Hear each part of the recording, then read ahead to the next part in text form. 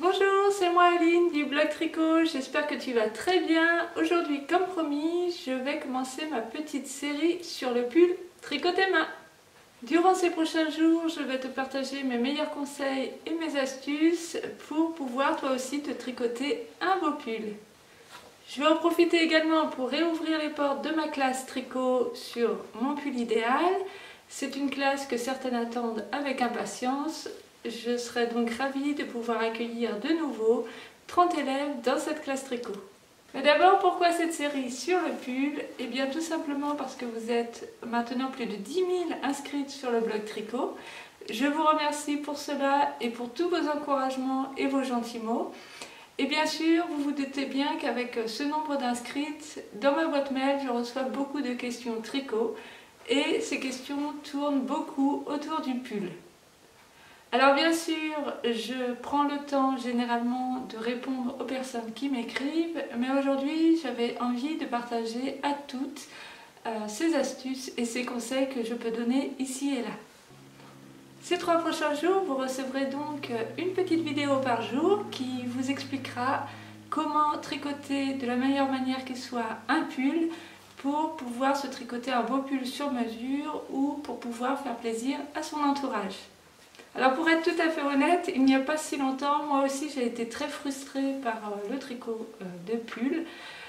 Donc j'ai raconté souvent cette histoire, mais mon tout premier pull c'était un pull pour ma nièce que j'avais tricoté selon les conseils de ma grand-mère qui m'avait dit de prendre un pull de son dressing et de tricoter quelque chose de ressemblant au niveau des mesures.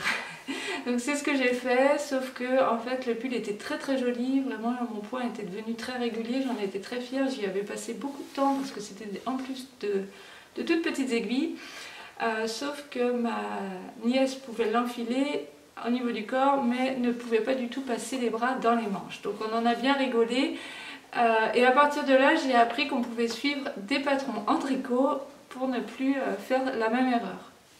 Alors malgré cette découverte des patrons qui était déjà une bonne étape dans ma progression de tricoteuse, j'ai eu beaucoup de déboires, en particulier pour les pulls adultes. Donc je pense que toutes les tricoteuses rêvent de se tricoter un beau pull et rêvent aussi de faire plaisir à leur entourage. Donc moi j'ai voulu me tricoter des pulls et j'ai vite abandonné parce que je me retrouvais toujours avec des pulls trop courts, que ce soit au niveau des manches ou au niveau du buste. J'ai essayé bien sûr de modifier etc. mais le résultat ne me plaisait jamais vraiment. Et donc ce pull généralement finissait en pull doudou pour la maison. Alors avec mon mari j'ai eu un petit peu plus de chance parce que j'ai fini par réussir à lui faire un beau pull qu'il a porté pendant des années. Donc ce pull j'avais suivi le patron également. Il était trop court au niveau du buste et des manches parce qu'on est tous les deux un petit peu grands. Et en fait j'ai pris le temps pour lui de découdre le pull, de le détricoter, de le retricoter de façon à ce qu'il lui aille parfaitement. Et ça a été le cas, il en a été très fier, il le portait avec beaucoup de fierté et très régulièrement. Ce pull il l'a usé jusqu'à la corde. J'ai essayé de le remplacer, donc j'avais choisi la même laine, comme cette laine durait bien, c'était une laine bergère de France.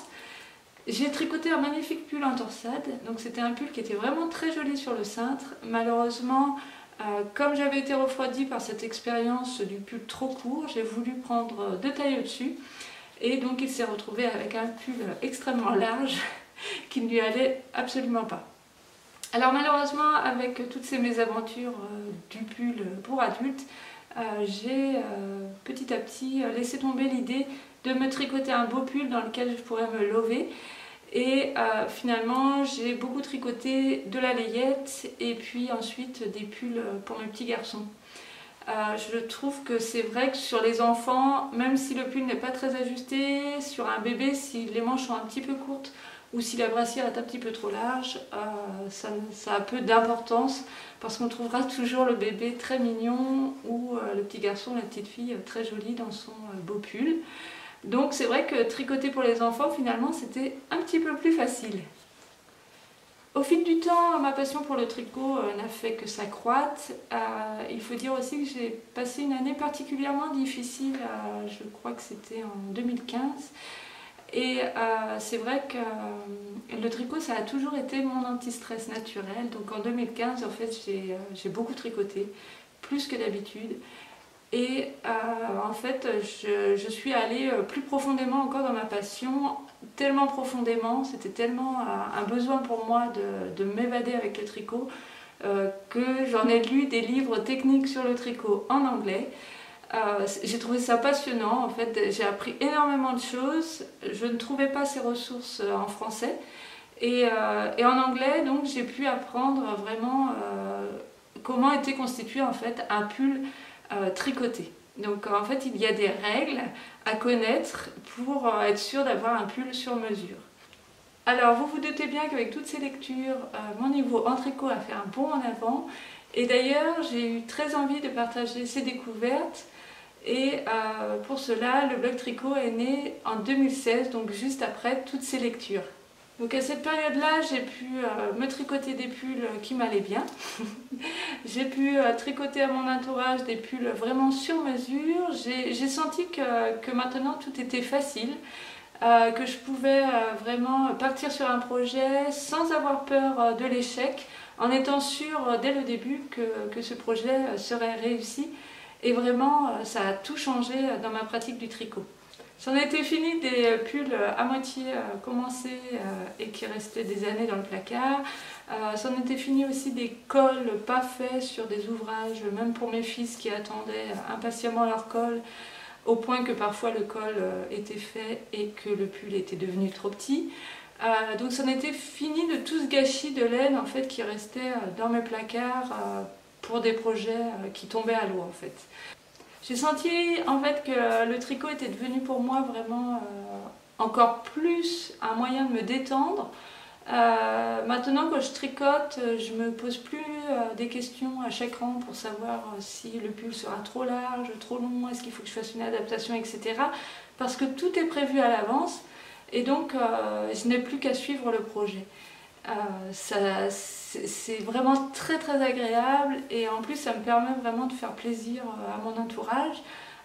Je leur demande quelques petites informations pour être sûre que ça leur aille bien ensuite et je n'ai pas été déçue, en fait tout le monde a été ravi de son pull tricoté par Aline.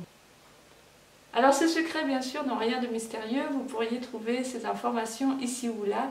Mais comme vous me connaissez, j'aime bien partager sur ma passion, donc j'ai décidé de faire ces 3 vidéos qui vont venir pour que tout soit clair pour vous aussi. Donc la première vidéo, c'est celle qui arrivera demain, ce sera une vidéo qui vous présentera les 3 astuces essentielles pour réussir un pull sur mesure. La deuxième vidéo donc, qui arrivera après-demain, c'est une vidéo qui va vous présenter les 6 erreurs à ne surtout pas commettre si vous ne voulez pas découvrir un échec tricotesque cuisant à la fin de votre projet. Et enfin, la dernière vidéo vous présentera la technique que je choisis de suivre désormais et tous ses avantages. À la fin de cette série, qui est gratuite bien entendu en vidéo, j'ouvrirai de nouveau les portes de ma classe tricot.